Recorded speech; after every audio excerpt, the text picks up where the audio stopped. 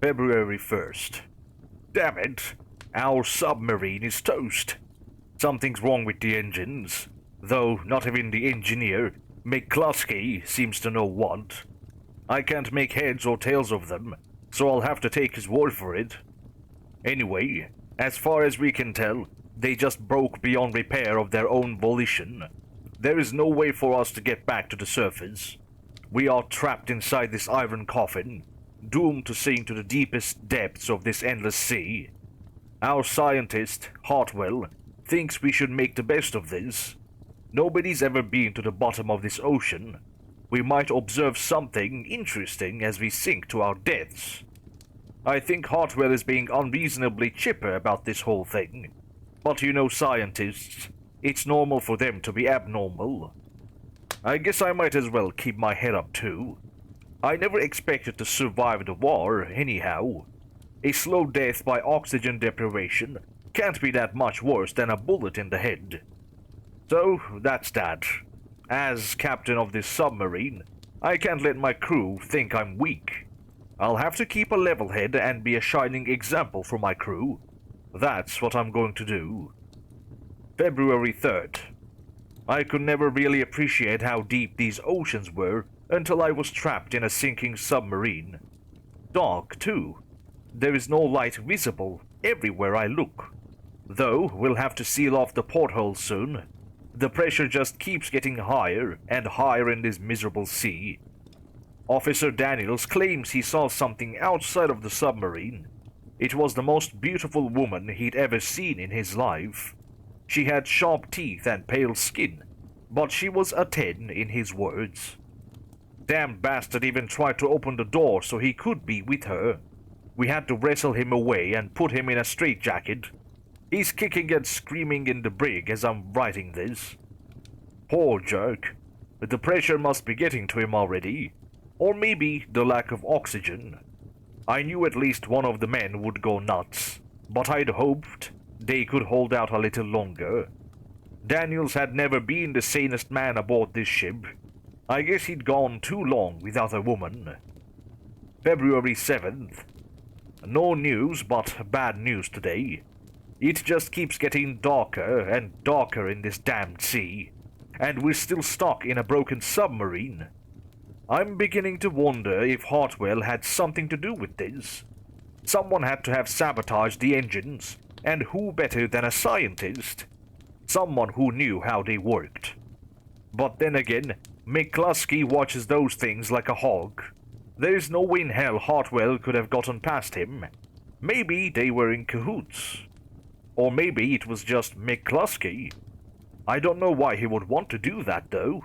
Maybe he was nuts all along and we just didn't realize it. But then again, if he wanted to kill us all, why take himself with us?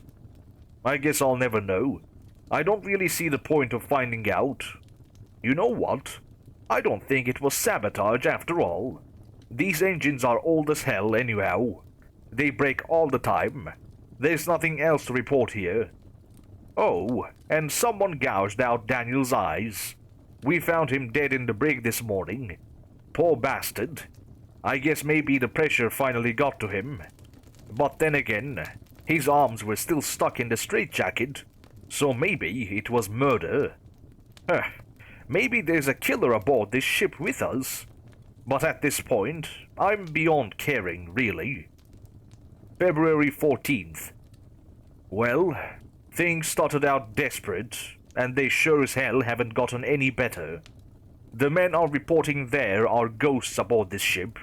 Of all things, they keep claiming to see ominous silhouettes, or people who aren't really there. The pressure and lack of oxygen must be getting to them. Hartwell says this whole shit show reminds her of a book she read. Heart of Darkness, she called it. Apparently, it's about a river cruise where everyone goes insane. I have to agree with her. Just take out the boat and replace it with a goddamn submarine that's thousands of feet underwater and has no hope for survival, and it's a dead ringer. I'd go mad on a river cruise too. What is there to do on one of those? I've never seen the point. All you do is ride a boat up and down a river. I'd lose my marbles too. Look at me ramble. Maybe I already am crazy, but I don't think you can blame me. I've practically been buried alive, for fuck's sake. I think what I need to do is just go to sleep. That's all we've been able to do these past 2 weeks, really. Sleep. What a shame. February 17th. This is the end of us. It all started when most of the crew got in an argument in the cafeteria. Jackson was going on about how he wanted to go outside and see the pretty ladies. Of course, Richards and everyone else was against that. So Jackson picked up a knife and stabbed Richards in the face. It all went to hell from there. Soon, everyone had a knife and was stabbing each other, and before I could blink, everyone was dead but me. I wish this was just a sick joke, but it's not. It actually happened. I don't believe it either. So, that was the end of most of the crew, but I couldn't find McCluskey and Hartwell anywhere, so I went looking for them, and guess what? They were dead. Both of them. They'd gone out with a bang. As in, they fucked each other and then killed themselves. I found them naked in the engine room. Didn't even have the decency to leave a suicide note. Those jerks. I didn't know they had a thing going on. Maybe this was just a spur-of-the-moment decision. I guess it doesn't matter.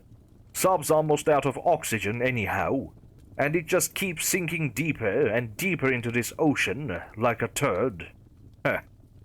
I'm sitting in the control room as I'm writing this. I wonder what happened to the engines. Maybe they got cursed somehow by the abyss itself. Could they have been fixed? It's a bit late for that. Even if they miraculously started working now, I could never reach the surface in time. We're on 1% oxygen. Wait, I can see something outside the submarine. It almost looks like a blinding white light. It can't be real. But why not? I'm steering us towards it right away. I don't know what it is, but I don't really care. Hartwell was right about these oceans never having been explored. Who knows what I'm about to find? End Captain's log. Addendum.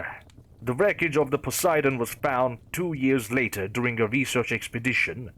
This log, written by Captain Merida O'Brien, was scavenged from the wreck. According to O'Brien's log, the Poseidon suffered a catastrophic engine failure and sank to the bottom of the Calypso Ocean for more than 2 weeks. Many of the crew went insane and killed each other. However, none of the bodies could be identified. The extreme pressure had crushed them all beyond recognition. There is no explanation for the sirens the crew saw. Perhaps they belong to an undetermined species of underwater humanoid that has yet to be witnessed. It was possibly a hallucination on their parts.